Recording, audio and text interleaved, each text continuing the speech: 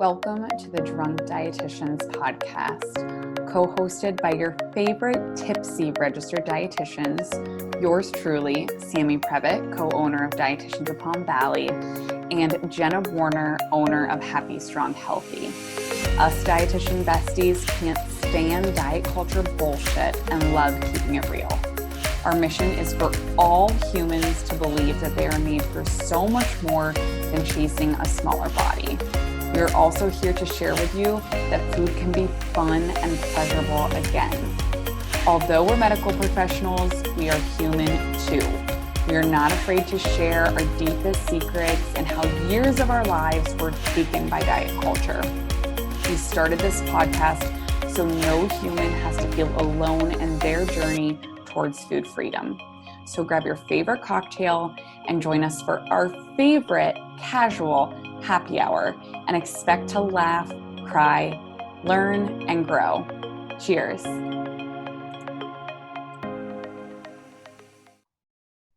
All right, guys, we are so excited to intro this episode of Drunk Dietitians. We had the author, of The Fuck It Diet, Miss Caroline Dooner, on today. And not only was it like, of course, all things The Fuck It Diet and talking about why the book was created, how she got to the epiphany of The Fuck It Diet, but there was a ton of dog and puppy talk, and her dog was also on the episode. So if you are a dog lover, you are in the right place today. Oh, it was so good. I mean, honestly, so Jim, I think you introduced me to the book. I'm sure you did. I think there was a post that you guys posted on your Instagram of you in the pool reading it. And I was like, what is this? And I spent about 6 weeks of my life when I just got Quincy, so just about a year ago, listening to this book and walking around my neighborhood. And I found myself walking longer and not wanting to turn it off because there was so much that I could relate to. And as somebody who never considered themselves a chronic dieter, I was like, holy shit, like this woman and I have so much in common. And this is like every single one of my clients needs to listen to this book. I had a little book club over the summer and a lot of my clients did listen to it and could really relate so much to what she said. And I mean, the basis of her book is talking about how dieting causes quote unquote food addiction and how dieting and restricting make us feel like we're addicted to food. And she really goes through that debunking process and talking about how to actually heal ourselves from these feelings. It's just so powerful. There's so much. We literally talked for almost an hour, and I feel like we just literally got through page 1 of like put up with her. And Caroline is just so down to earth and so open and honest, and like shares very in depth her detailing of all the different diets she's been on, and some that I've honestly never heard before until today, which she's just hilarious of how she describes it. And so I think it's just super relatable, super helpful. And so for anyone listening, I think you're going to love this interview. And if you haven't already, I think you're really going to want to read or listen to The Fuck It Diet. So get to it. Without further ado, here we go. Welcome back to another episode of Drunk Dietitians. Sam and Jenna here. And I'm so excited. Yeah. We have a very, I could say very 1,000 times, special guest today. We have the author of The Fuck It Diet, Miss Caroline Dooner. And we are so excited to have her here. We will do a much more formal intro before the podcast airs where we'll talk all about you. But Caroline and I met, I think I DM'd you when you had like 10,000 followers, and now you're like Instagram famous and like blowing up. And we had chatted a little bit and did like a little mini Skype interview. But we're so happy to just dive in today and get to you better and everything about the Fuck It Diet and this like life-changing book that you've created. I'm having like a moment listening to your voice right now because I listened to your voice on Audible for like, I would say 6 weeks. Every time I walked my dog, I would listen to like a little bit of the book and like walk and be like, come on, Quincy, like, let's keep walking. Like, this is a good chapter. And so hearing you in real life right now is like, I'm having a moment. That's so crazy. I've never thought about that before. Also, I've never listened to my audiobook because I'm too stressed. Like I can't, there's nothing I can do about it. Like when there's something that I can't change, like it exists, I did it.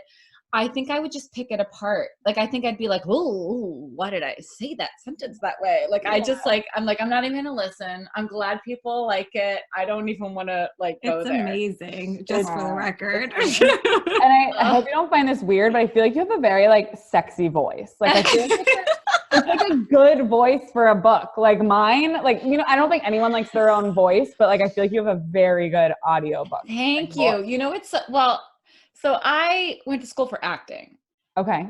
So one of the things that a lot of actors want to get into is doing voiceovers and doing audiobooks specifically, but it's so hard to get into. Okay. And I remember I went through this whole process where I when I lived in New York, I did classes for all this stuff, and they were like, no, you can't do audiobooks. Audiobooks are the most, you have to start with commercial, doing lipstick stuff. And I hated even just practicing. I was literally taking classes. Yeah. I hated doing the lipstick ads so badly, so much that I was like, I don't want to do this. This if I can't do audiobooks, I don't want to, this is soul sucking, horrible.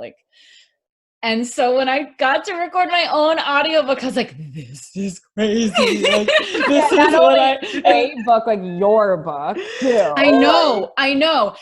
And so it was the most, it was a serious backdoor, but also the coolest book to record as your own. Yeah. But they, the publisher, they were like, I don't think you actually want to record the audiobook. A lot of authors, they think they want to, but it's actually really hard. And I was like, I know, I don't want to have to do the hard part of it, but I will be so pissed if someone else fucks it up. Exactly. So it all worked out. It's amazing.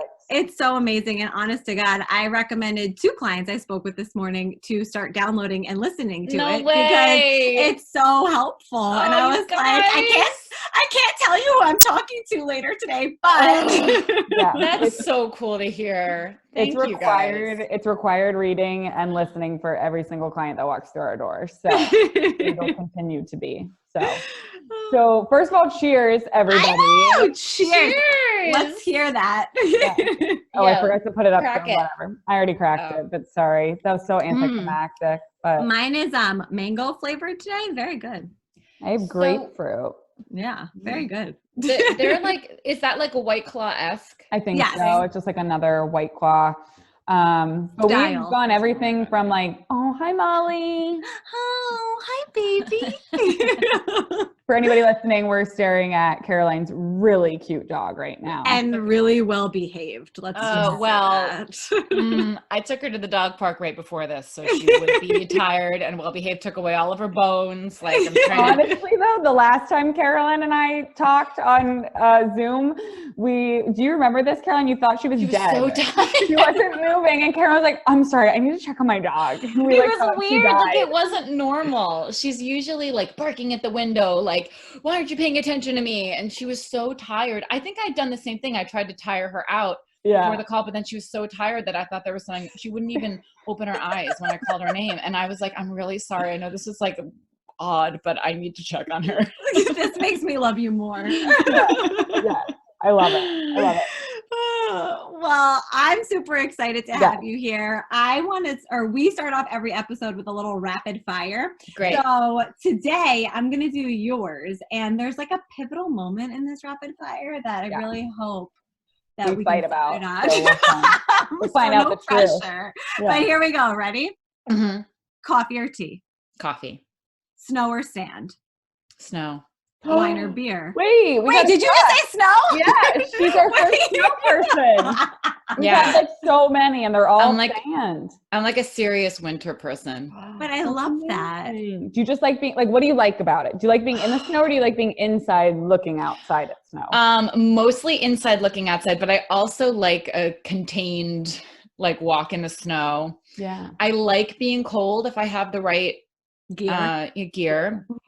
I really like I don't know, I was born in a blizzard. That might have something to do with it. Like something about my like soul is like, you belong in the snow. Yeah. I really like winter. Like I wouldn't want to live in winter, all year round, but I really like having winter. Also, my parents have a house at the beach. So I'm like, that's like a bratty thing to say, but I'm like, and I think it's just me too, because my siblings, they love, like they surf, they love it. But I'm like, oh, I wish we were mountain people. Yeah. You know what's interesting that I never thought of? Like the sand is available all year round, but snow isn't. Right. That's true. Makes it really special. We're restricted of snow. I know. Yeah. Yeah, exactly.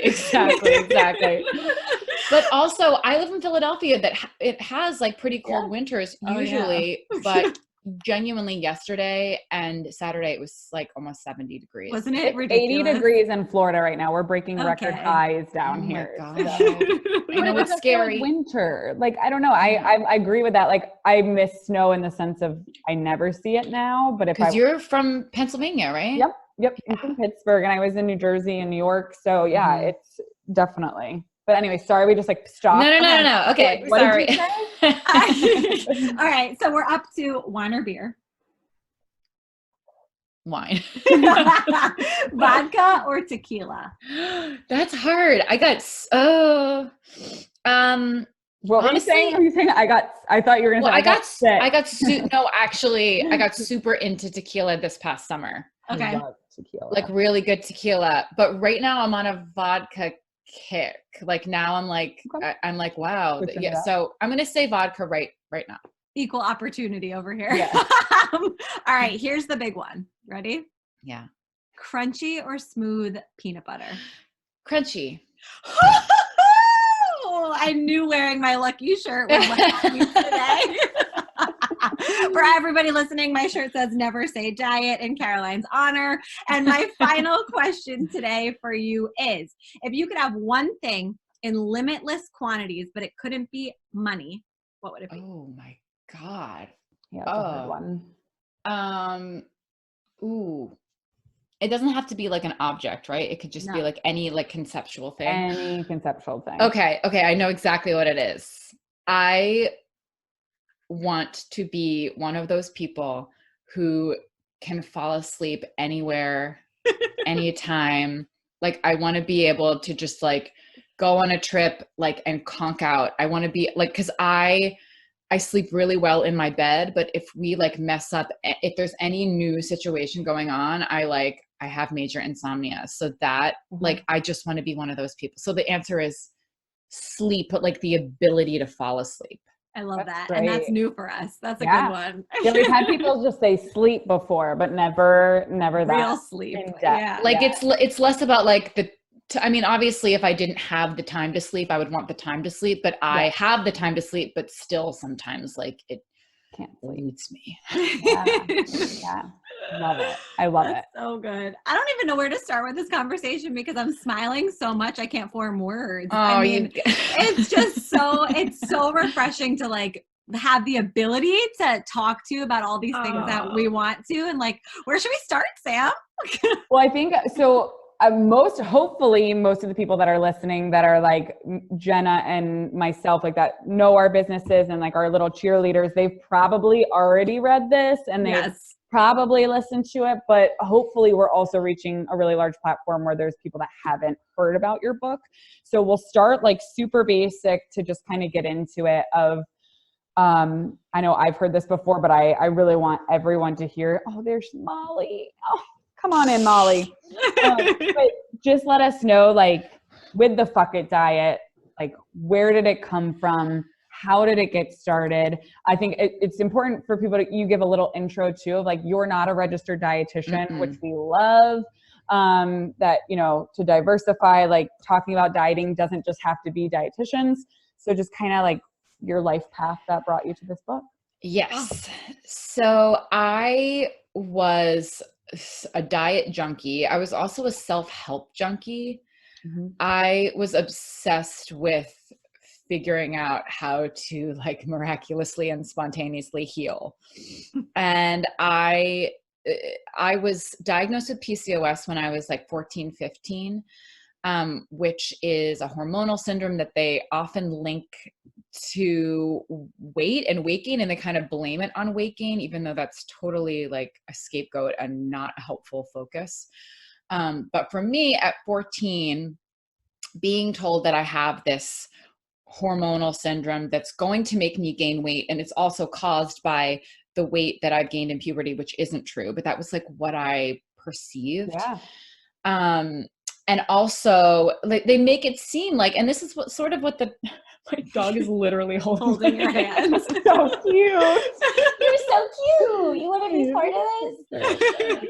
It made it seem like the food that I was eating, and I identified as being sort of like a food addict and a binge eater. So I felt like, oh my God, I just gained a lot of weight. Really, it was just me going through puberty, I was a really skinny child. And finally at 14, I like gained weight like you're supposed to, and then was diagnosed with this hormonal syndrome. And so it all seemed like eating, liking food.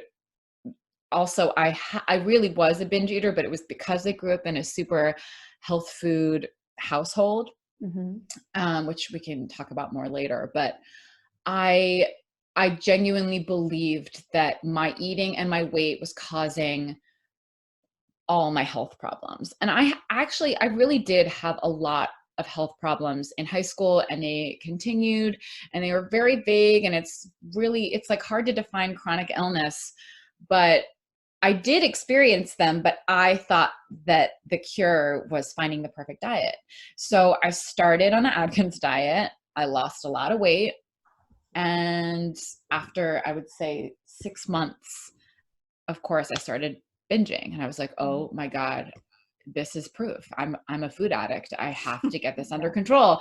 And so that started 10 years of going from fad diet to fad diet to fad diet to what the heck?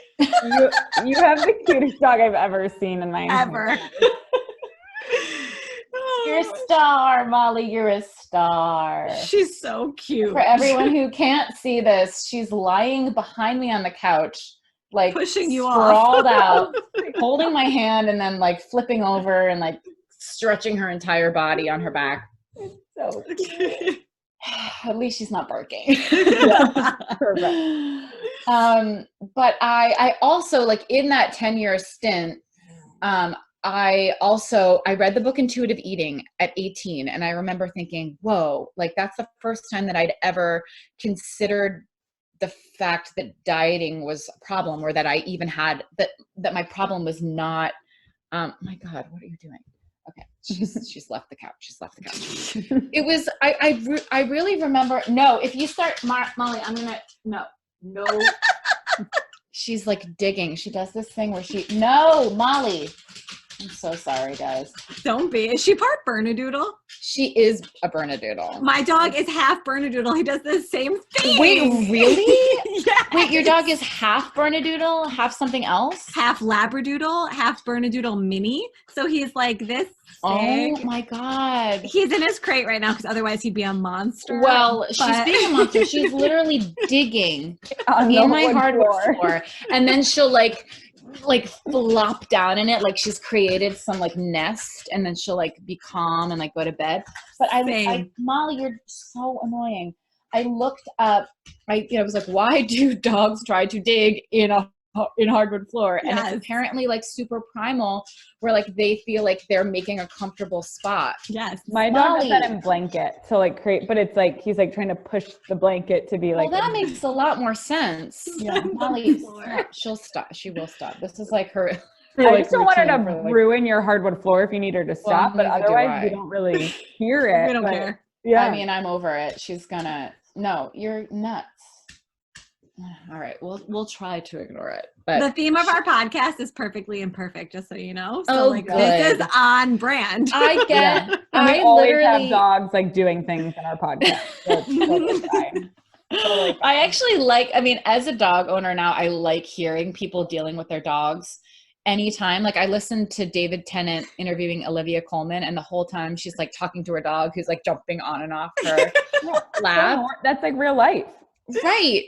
I will never forget when I got my dog as a puppy, she's definitely gotten easier, but for the first year I was like, I don't understand how people who have dogs like aren't constantly like talking about it, worrying about it. Like, I don't understand how people just like live their lives just like with it. Like, I just couldn't even, it was so hard to me. Like, it was such an adjustment that I was like, everybody has dogs.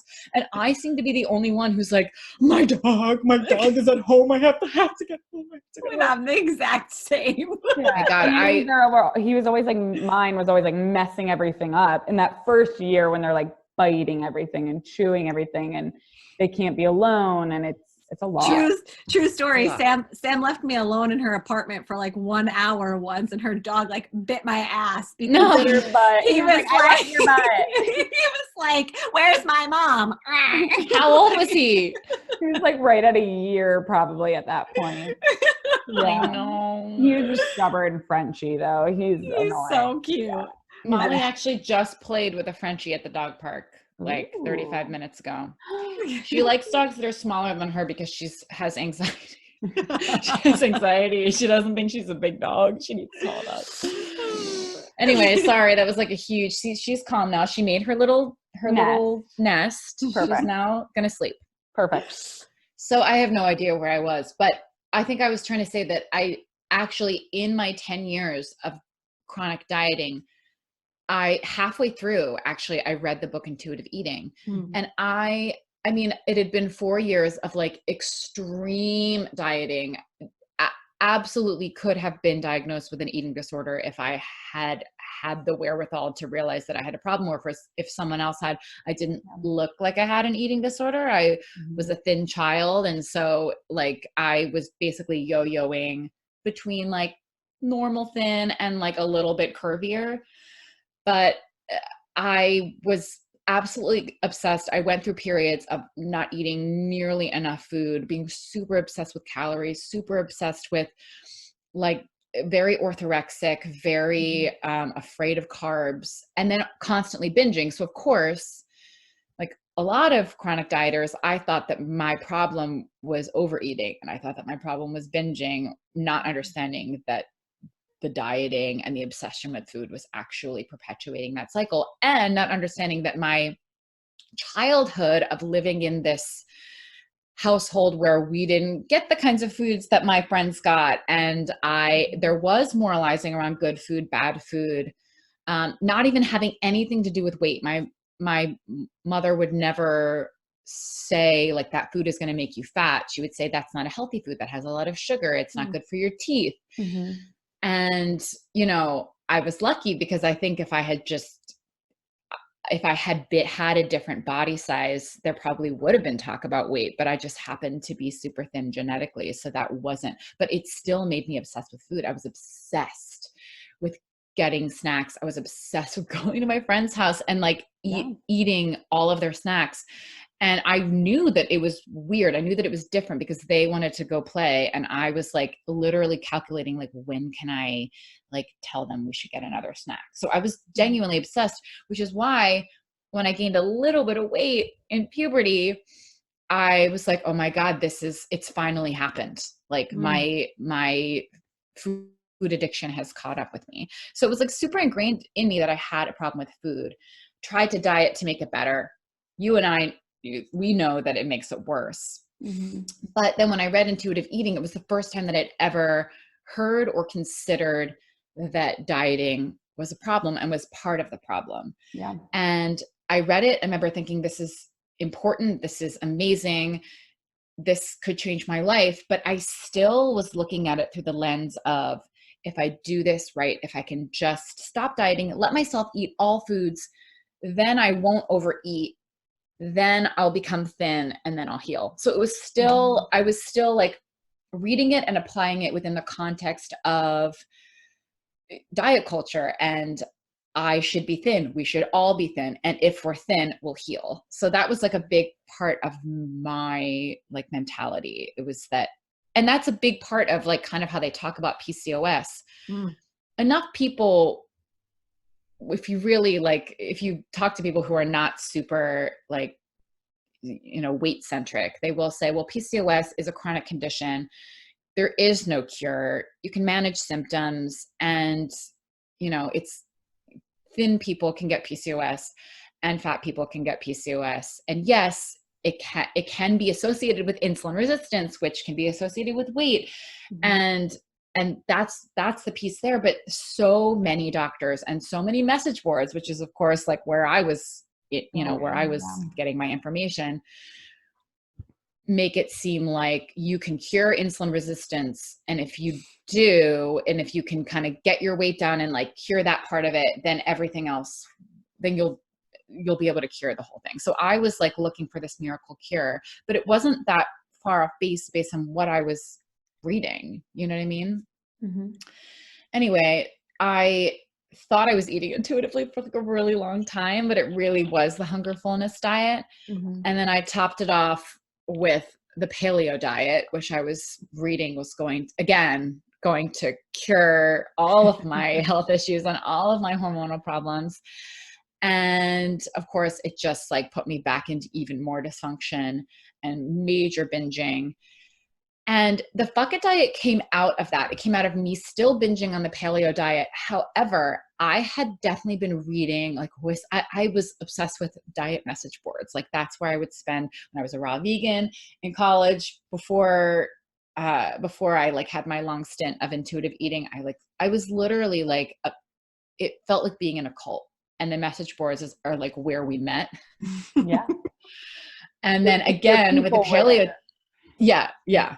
And then with the paleo diet, I remember I don't remember what it was called, but I read it like every day for like hours a day because I wasn't healed. Like I was having major issues, and I was like scouring it for like what I needed to tweak and what I needed to do, and like why I was having such digestive issues on the paleo diet, and like what was going to actually cure me. Like if I was going to do this, like I needed to do it right, And I started seeing whispers of people and like on blogs that I would read of people saying, I went super low carb paleo and it destroyed my hormones and it destroyed my metabolism. And I'm trying to essentially refeed myself with carbs. So that was the first time that I had even considered that not eating enough food and not eating enough carbs could affect my metabolism, but also mess up my hormones. Because the thing that I'd been trying to do for 10 years was heal my hormones. The idea, I was like, it blew my mind. I was like, are you kidding me? And that got in my brain. And I remember I followed one lady who was talking about it and trying, because she wanted to have a second child. So she was like doing it really deliberately. Like, I'm eating a lot of food. I'm sleeping a lot. And I was like, what? Like it really like that is a thing. Allowed to stop. And she was still being like paleo, like Weston A. Pricey. So she wasn't like, do you know what I mean? That's like one little sect of paleo. But just the concept that more food and more carbs was maybe a cure was absolutely mind blowing. But that was like a couple months before I had what I refer to as my Fuck It diet epiphany. But that was like the primer for it. And it wasn't until it was my 24th birthday, and I just had my 32nd birthday. So it's been 8 years of this. Wow. Happy belated. Thank you. I made myself all of these almond flour cupcakes, which were not cupcakes at all. I took all the sugar out of the recipe. I didn't make the paleo icing. And so they were disgusting. They were like dry, like I don't even know why I would have like, ever thought I picture them like idea. falling apart. Yeah, they did. They were gross. They were gross. Nobody wanted them. My best friend was visiting. She was staying over in my apartment for my birthday. And I was like, do you want a paleo cupcake? And she was like, no, thank you. So over the course of the day, I ate all of them. And they were disgusting. And I was so stuffed. And I also made myself these, like, I was like, I'm going to make myself special paleo squash pancakes for my birthday. And I made them out of like butternut squash and eggs. And I put just butter on them. And they were disgusting, but I ate like so much. And so I was like, I just remember like sitting there, like so uncomfortable. And I just like had this epiphany that was like, I am still doing the same thing. Like I've been doing the same thing for 10 years and it hasn't changed. And even the years that I thought that I was eating intuitively, I was always obsessed with being thin. Like it just, that was the thing that was different. In that moment, I was like, it is my obsession with weight. Like that is the thing that I will never be able to heal my eating. Cause for a long time, when I thought I was eating intuitively, I was like, wow, I'm healed. I can eat whatever I want. I just need to listen really closely to my body. And I was starving all the time. I was like completely emotionally unstable. I was so hungry. I was so tired. I was so like chronically underfed, but I was thin because I like wasn't eating that much food and I thought I wasn't on a diet. I thought that that's what being intuitive was, like listening so closely that you barely ever like ate a full meal. And it just became so clear that it was always a micromanaging of weight. And it was because I had heard enough people say, look, I didn't eat enough food. I didn't eat enough carbs. I didn't have enough body weight. I was thin, but like it was ruining my hormones and my body, that allowed me to be like, oh, so like gaining weight can be like healthy and like part of a healing process. And for someone who had never been considered underweight before, that was completely revelatory. Like I had never considered that ever before. And so that little piece in the back of my mind allowed me to, in that moment, say, I need to stop trying to micromanage it. And I don't know what this process is going to look like. I don't know how much weight I'm going to gain. I don't know how long it's going to take, but I need to eat myself out of this. And I'm scared to do it, but it's the only way to reverse like what I've been doing to myself. It was so like intuitive to me in that moment. And I knew I was going to gain weight and I knew I wasn't going to like it, but I knew it was going to be hard after the years of being obsessed with it. Yeah. And I knew that I needed to quit acting. I lived in New York City and I like had an agent and I was like trying to go on these auditions all the time. And that was part of my, I have to be thin narrative. Like it's important for my health. Apparently I thought it's important for my career. Like this is my destiny. I have to do it. And I knew in that moment, like that was a huge part of why I wasn't able to be normal with food. And so I was like, I don't know how long I'll need to stop for, maybe forever, but I cannot heal if I'm going into auditioning for Maria in The Sound of Music. Like, I just can't. I can't. Like, that was the whole thing, like this whole weird ingenue thing. Like, stories are about thin people, like I couldn't do it. So that was the beginning of what became the Fuck It Diet. That's incredible. Can we cheers to that? Yes. Like, what a story. I mean, thank you for sharing all of those details because it's so powerful. It's so powerful to hear it in your words too, even though I've heard it in your words from the book. But what I like, the opening of your book where you talk about the French diet, that's something I refer to all the time because like the rule following, like it's such like a light bulb moment. Like as humans, we love rules, right? Yeah. We feel empowered. We feel like you can fucking crush it. You're like, you follow the rule. It tells me I get this and I do it. So like for you, like articulating that to me, like I make every client listen to that. Cause I'm like, she can say it better than I can. Like, go listen. But like, it's just such a moment. Like, how did you connect that?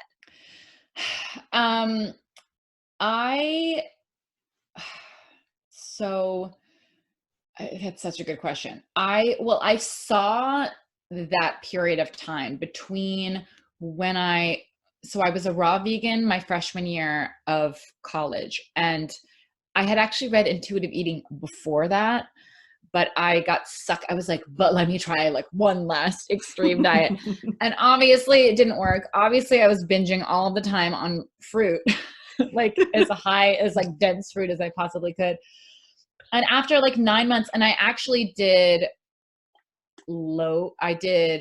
when regular raw veganism did not cure me and did not cure my skin, when I was raw vegan, I had the worst skin I've ever had in my life. And I had really bad skin. That's like why one of the hormonal like things, it didn't cure my skin. It was still really bad. So I went to the message boards and I was like, what am I doing wrong? I've been doing this for 3 months. Like I haven't detoxed yet, I guess. Like my skin is still really bad. It was all about detox, right? And I was like, once I get through this detox, but it's been like 3 or 4 months. And I heard back that I should try low or no sugar or low sugar raw veganism. And I did. And I probably only did it for a month. And it was just like a million salads, a million avocados. Like it was just, you could barely eat anything. And at the end of the month, I still like nothing was better. Like nothing was better. Things were probably worse. So I went back on the message board and they were like, well, maybe you should go in the other direction and do fruitarian, which is only fruit. Oh my God. I did. I did that for 3 months. And I was like, and I read about it nonstop. Like I bought the book, like 80-10-10 or whatever. I was like, I guess I'm going to eat this way for the rest of my life. Like these people all healed all their health problems. Like I don't want to. Like it didn't like resonate with me, but I was like, if this is the way to heal, like I guess. And of course, after 3 months, again, I was like, nothing is better. It didn't heal anything. I'm miserable. So then I went back to regular raw veganism. And then like at the 9-month mark, I was like, oh, this is what intuitive eating was talking about. Like I'm doing it again. Like I couldn't even see it while I was in there. But then to answer your question, after that, it was about 6 years of, okay, I'm just going to eat intuitively, and I'm putting that in quotes, and I'm going to exercise a lot, and I'm going to listen really closely to my body. And so I would say like 2 years after, essentially that was like me just being obsessive about the amounts of food that I ate for like 6 years and not thinking I was dieting. Like I was telling myself, you are not on a diet, you are healed. I wasn't healed. My health wasn't healed, but I was like, wow, I'm not like, this is the way that I should eat. Like, I don't diet. Like, this is great. And I still thought that there was maybe a certain weight that would heal me, or there was a certain supplement that would heal me, or like, I was still seeking within that. And I would do like little stints of, well, maybe I should go back to sort of the way that I was, like I would like kind of dabble with things, but I generally told myself that I was not dieting.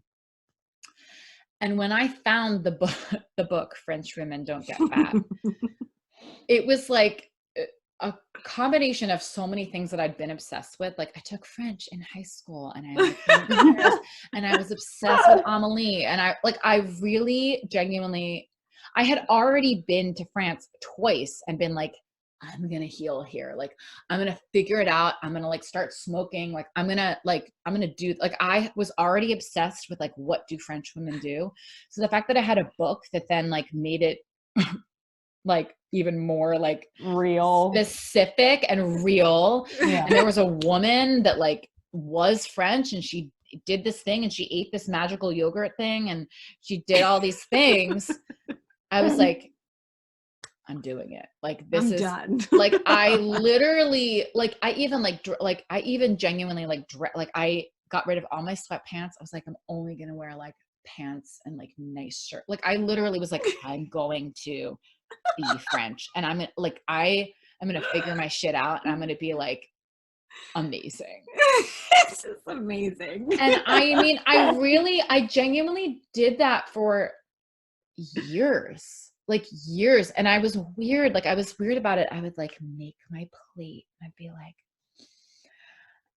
I'd be like, I am French. And I would like go to cafes, and I'd be like, I'd get like a cappuccino and a brownie, and I would like stare at the brownie and be like, how much would a French woman eat? And I'd be like, not the whole thing. Like, it was nuts. It's amazing. Nuts.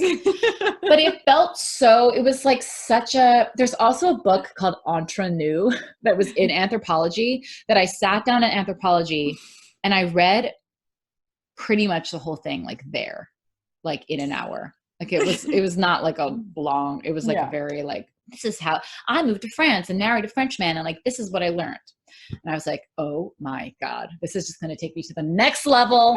Like my closet is going to be man. Yes. Well, yes. That was always like, there was always that too. But it was like all about like French people know how to like only have what they need and like have high quality things. And like, I was like, my God, my closet's going to be like filled with like 5 silk shirts. Like I'm going to figure this out.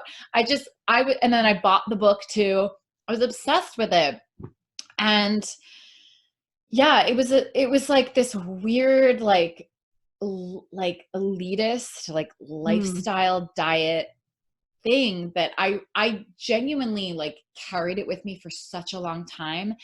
And I didn't even I genuinely did not realize that it was a diet and how all encompassing it was. It was definitely, when I look back at like the time when I thought that I was eating intuitively, it was so infused with, and the French eat intuitively, and that's all in quotes. And like, this is even better because not only is it quote unquote intuitive eating, but it's like high quality, like artisanal. I'm going to look really good while I do it. Like I'm going to like wear perfume. Like it was like just this weird, like, I don't know. So when I look back on when I thought I was eating intuitively, that was like a huge, huge part of it. And I just put them together in my brain. Yeah.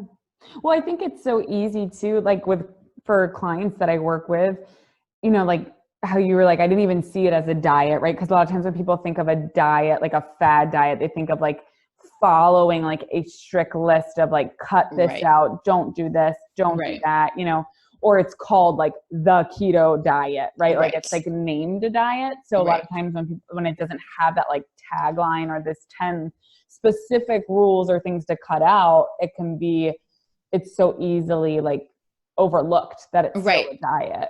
Right. And this was like a prime example of a lifestyle, right?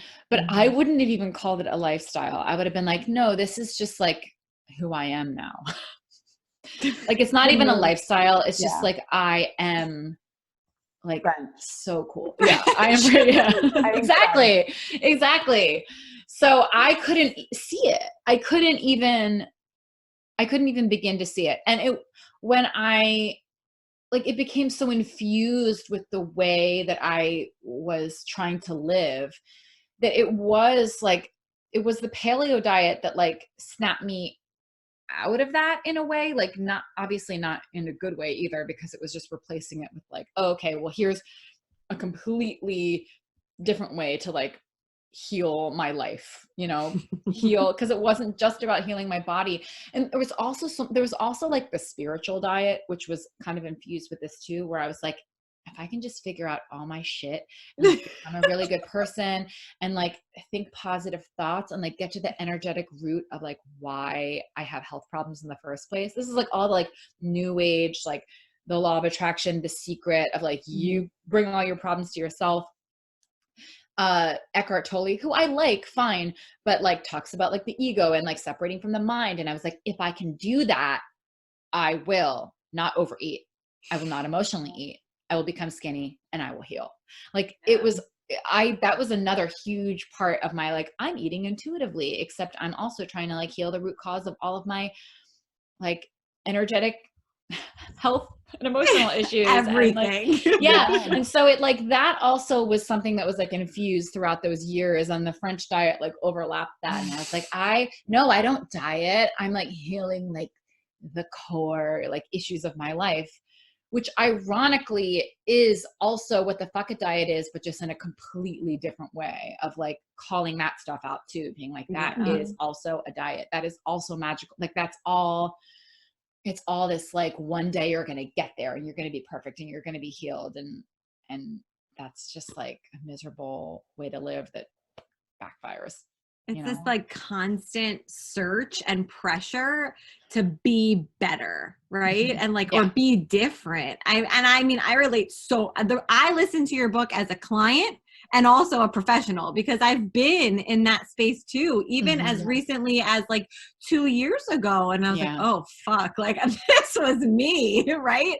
And so I was listening to it from like a healing perspective for me, but also to be able to speak it to my clients and recommend it as well. But it's like what you say, just like light bulbs me, that it's like we're all searching for something, and the diets are just there in front of us, right? There's just options for them.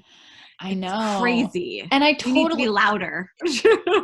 Like I totally understand why people, I mean, we're all searching, right? We're all searching to like feel better and feel confident and feel like we have like a purpose and feel like, you know, feel safe, you know, like that's all like at the root of so much. Like, I just want to feel safe. I want to feel like I can feel responsible and that I'm being taken care of, or that I'm taking care of myself.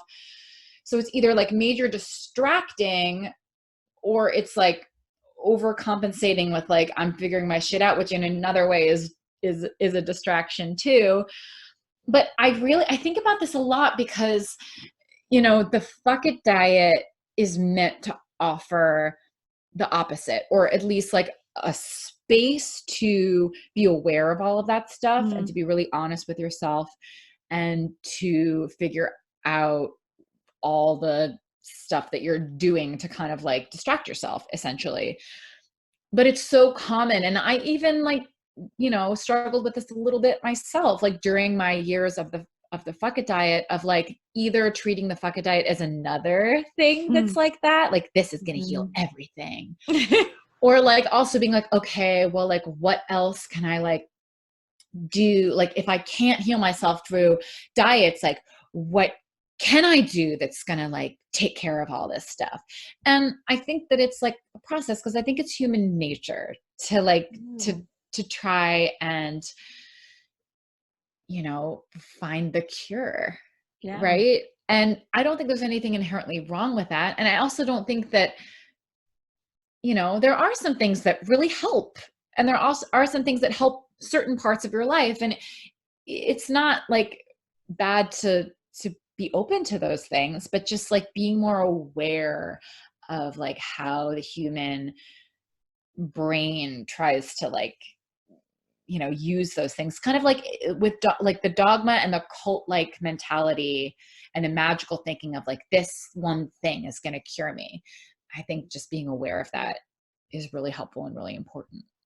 And that's huge for sure. So how, and I feel like we could talk for like hours, right? I know, the time is going way too fast. I can't believe it's 1:20. That's nuts. I know, but I'm like fascinated. Yeah, so I know there's so many things I want to ask, but for those who haven't, let's go for those who haven't read the Fuck It Diet, who haven't heard of the Fuck It Diet. I don't know any of those people. I'm just kidding. Neither do we. Yeah, but for those who haven't, like what would be 3 main points that you would tell them about the book, or things that you want them to know, like what this book is about and what it can do for them? And who's it for? Yeah. I say that the book is for chronic dieters because I think that is the main kind of audience. And usually it's, well, so many of us are chronic dieters, even if we don't think we are, like even on kind of like a low grade, you know, like when I was quote unquote intuitive eating, I would not have considered myself a chronic dieter, but I still was, because I was kind of like overthinking it. But I also think that it can be illuminating for anybody who just lives in the society that we live in, or has a loved one or a friend who is a chronic dieter, or who struggles with dieting, food, or their weight, or feels like they struggle with their weight. Yeah. And I say struggles with their weight because that is what we perceive. It's like we feel like weight is this huge problem in our lives. And really it's like what we have been told about weight and what we believe about weight and the way we treat ourselves and our weight. But I would say the first big thing is that dieting wires us to be obsessed with food. So most of us think that we are food addicts, or overeaters or binge eaters, and that the problem is eating and our obsession with food. But it's really fascinating to realize that dieting, and even just like if you've been a dieter in the past, even just like overthinking food or feeling guilty about food can genuinely make you obsessed with food. Unlike like our brains actually are wired to do that, and it's chemical and hormonal. Like it's actually like our hunger hormones. So that's the first thing. And under eating. So being in that kind of like yo-yo state, under eating, but a lot of people are like, I don't undereat, I'm a binge eater, but not realizing that we're always like so often bringing ourselves back to this like repenting, and that is the thing that can keep us in that cycle. So that's the first thing. The second thing is the way that we relate to weight. And what we've learned about health and weight, like this belief that I had that if I could just become thinner, that I would heal. And that is based on bunk science, basically. And understanding that we really do have body diversity, and that not everybody is meant to be super thin. Not everybody is meant to be thin. And it's genuinely a very, very, very difficult, understandably difficult part of the process, because we live in a society that is obsessed with weight, cruel about weight gain, obsessed with weight gain. Like this is not an easy part of the process, but still it's an important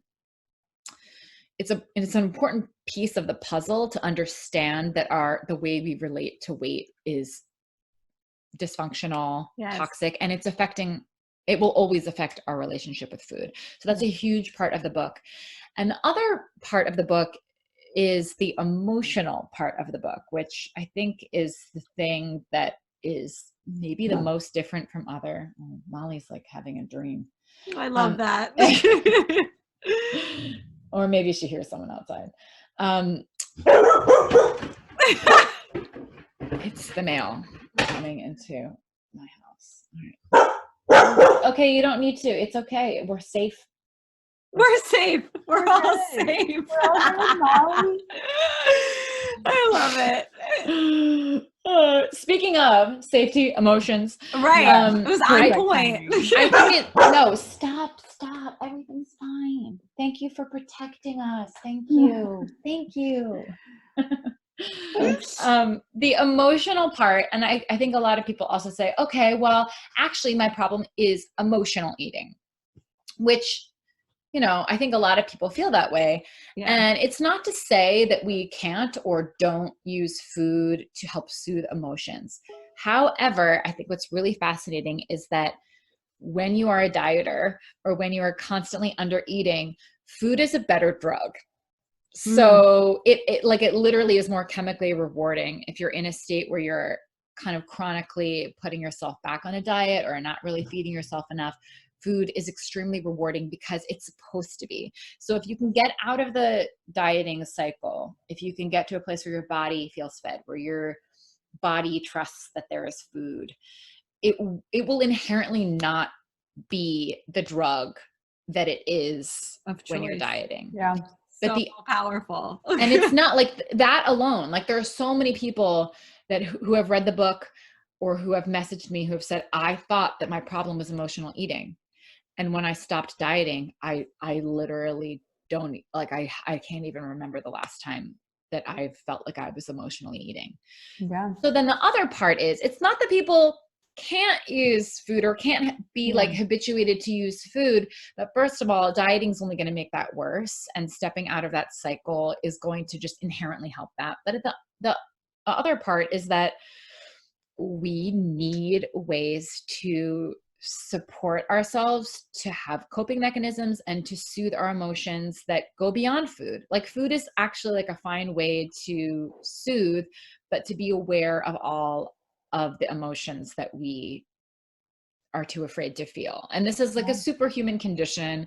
One of the things that I think is fascinating is like being in your body and feeling is actually something that a lot of people with food issues do not want to do and do not feel comfortable doing. feeling emotions, and also just like feeling what it feels like to like have a body and take up space. Like a lot of eating disorders, I feel like, go along with this like inability to feel, and it's a, you know, it's a coping mechanism, and it's okay. But understanding the kind of relationship between those two things, I think, is an important part of the puzzle. Yeah. That was one of my favorite parts of the book too. Yeah. When you talk about feeling things, especially as women, that it really hit home. Yeah. And I hit home a lot with the emotional eating part. I know personally I did that for like years. I was like, yeah, I'm a stress eater, I'm an emotional eater. And I was like, no, actually you're just like chronically underfed. Right. And, like, restrict and be good, air quotes, all day, and then like feel out of control and just call it emotional eating, because what else are you gonna call it? Because, and that's a super cultural thing too. We like tend to believe, kind of like widespread, that we're all just emotionally eating, not understanding that the dieting and the diet culture and the like pathologizing of eating is actually like perpetuating that.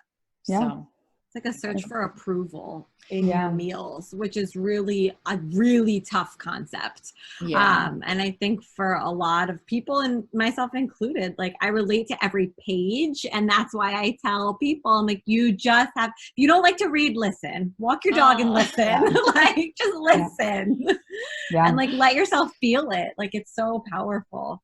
Yeah. And it's just a message that people really need to hear. And I want one more question, and then we'll let people know. Yeah. Because I know we've mentioned, or you've mentioned, intuitive eating a lot today. And I had listened to your podcast, and you have a podcast, which we'll definitely have to tell people where to listen. But I listened to your podcast about how the Fuck It diet and intuitive eating is different. And if you could just give like a little nugget of that, because I know you've said you've like air quotes intuitive ate for a while, and like your journey with that and how it's different. And I know you have a whole podcast on this, so you can kind of point people there. This is a good question. It's a big question. It's something that I don't address in the book because I didn't have the words for it at the time. And I never went. Part what two did you coming out? Is part two? Oh yeah. Well, I'm writing a book called 2 Years of Rest right now. And so it's more like memoir-y, like the dieting and the Fuck It diet. And then the rest, like I talk, it's like tongue in cheek that I went on 2 years of rest, but it was also like a real thing where I was like, whoa, I need to like reevaluate the way that I operate in the world. Yeah. That's amazing. So it's a little bit more like personal story of like what it was actually like for me. However, the intuitive eating question is really important because I think there's a lot of misinterpretation of intuitive eating. I do think the book Intuitive Eating, and I know that they're coming out with a 4th edition, which I think will address a lot of this, honestly, but a lot of the older editions, and I read it when I was 18, which is 14 years ago. So it was either the 1st or 2nd edition at the time. Yeah.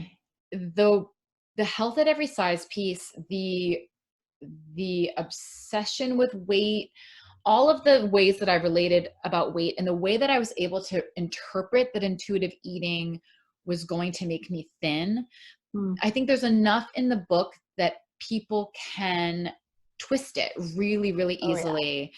And therefore, I mean, I'm not going to lie. Like when I read it, I was like, this is important. This is like it was revolutionary to me, but I just was able to twist it so easily.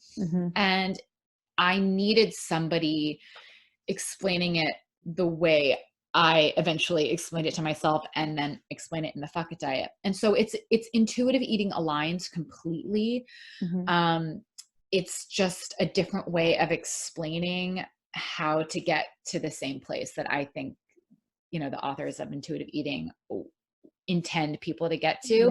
I needed somebody using way stronger language, explaining like all the ways that you can misinterpret intuitive eating, talking about the emotional piece, talking about the mental beliefs piece. I just needed explained the way that I explained it. And so it's totally intuitive eating aligned. And I kind of like, it's weird because I didn't go back to read the book ever. since I read it the first time, because in my head, I like put it together with Janine Roth books that I read. I put it together with The French Women Don't Get Fat. I like lumped it and I was like, well, that didn't work. Like, I, you know, like that was too focused on food amounts, like how much I'm eating, which again, I really do think that that's how I interpreted it. And I think that I did twist it. So I never want to like diminish the work of intuitive eating, because it's amazing. It's essential. It's helped so many people.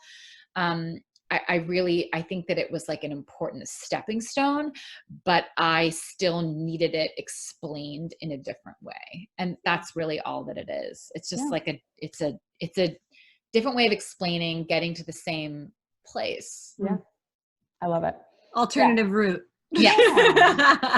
Yeah. And for those who want more explanation on that, Caroline has a whole podcast episode on that specifically. So you can always find you there too. Yes. I never want this to end. I feel like we always do something called the nutrition tipsy of the day. And I think that this entire podcast episode was a tipsy. It was a lot of really good information, and it's things people need to hear. I hope that my biggest hope for this episode is more people download and read this book and just can get the stages of just understanding themselves more, and understanding that like how you say it, you know, you didn't fail your diet. Your diet was built to fail you. And I think that's a really powerful way to help people understand that we are so much more than what we eat and what we look like. It's just, I love this so much. Yeah. Those are amazing. I think so good. My favorite, I think it was you, Caroline, if I hope I'm not making this up, my favorite quote, I think you posted on social media, was you can't hate your way to happiness. Yes. I use that all the time, and I'm pretty sure I give you credit. I hope. I'm going to look everywhere that I've said it, but it's just so true. Cause I think people, back to the weight point, that people just think they're going to wake up, be perfect, be in this perfect body, and just like randomly love themselves when they've hated the body the whole way there. Yeah. So, that's I never hated myself more than when I had a full blown six pack, and it was my husband who reminded me of that recently. Wow, yeah, that's powerful. You should make that a quote. Yeah, no, that's post that. Post that. That's the name of the episode. Yes. Perfect. But oh my goodness, thank you so much for your wisdom and sharing your sexy audiobook voice with us. Oh my God, you're so welcome. Thank you for giving me an excuse to have a glass of wine at 12:30 on a Monday. Isn't that the best part ever? Yeah. Cheers. Do you do all your episodes on Mondays? Mondays and Fridays. So Fridays are really easy to get people to have a cocktail mid-afternoon, but Mondays, it can be a little rough. I was gonna say, I feel like this should be like 3:30 on a Friday, and it would be a bottle, not a drink. I know. A lot more. Yeah. So for those who are listening, tell them like the best way that they can find, obviously where they can find the book and find you, and more about the Fuck It Diet. Yes. The book it's called The Fuck It Diet. My name's Caroline Dooner. You can find it by searching that. You can order it at your local bookstore. You can get it wherever books are sold. Audible. You can also get it online. You can listen to it on Audible. You can listen to it on Apple Books. Sometimes I weirdly buy things on Apple Books, and I have things in a million different places. But you can also find me on Instagram at The Fuck It Diet. And my website is called thefuckitdiet.com. You can find links to the book and to foreign translations of the book and the blog and the podcast, and you can find basically everything from thefuckitdiet.com. So that is a great place to start. And I'm so excited. Thank you so much. This is so fun to be talking to you guys and having a glass of wine. The best. Thank you for being here. Oh, this was the best part of my day. My week. Yes, I know. It was a great start to the week, and thank you for everything that you do, Caroline. We are so appreciative. Oh, you guys, thank you. You're welcome. Guys, thank you so much for listening and being here with us. I am virtually cheersing all of you. We absolutely loved sipping on a cocktail with you and sharing as many nutrition tipsies as possible during this episode. We know there are a ton of pods out there, and we are so appreciative of your time that you spent listening to us today. Please be sure to check out the show notes for episode details and all of our guest information. We promise to keep bringing you the best and the most knowledgeable and fun guests we possibly can. Please be sure to subscribe, like, share, and post if you enjoyed our content today. And visit us on Instagram and Facebook at Drunk Dietitians to find out what is up next for us on the pod. We absolutely love you. We appreciate you and can't wait to spend more time cheersing with you soon.